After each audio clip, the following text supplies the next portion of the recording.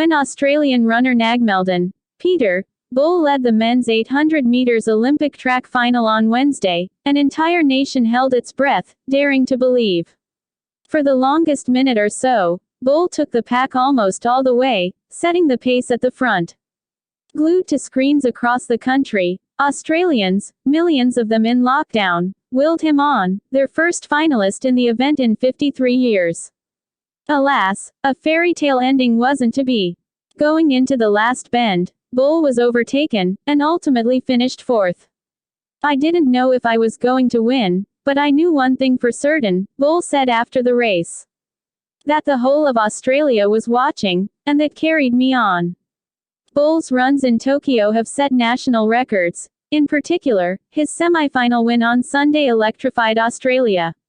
Before the final, the potential for a new track champion, a 27-year-old man of Sudanese heritage, energized Australians of all backgrounds.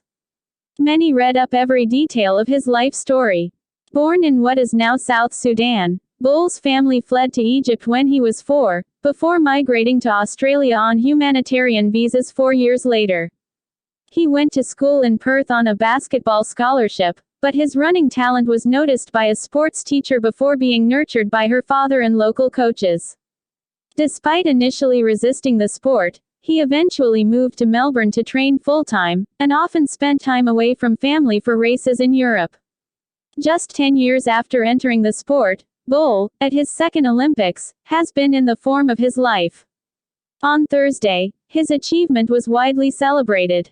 Many also noted how he had helped evolve Australia's conversation about what national heroes could look like. "Seeing you run your heart out in green and gold gives us great hope for the Australia we know we can be," wrote Craig Foster, an asylum seeker advocate and former Australian footballer.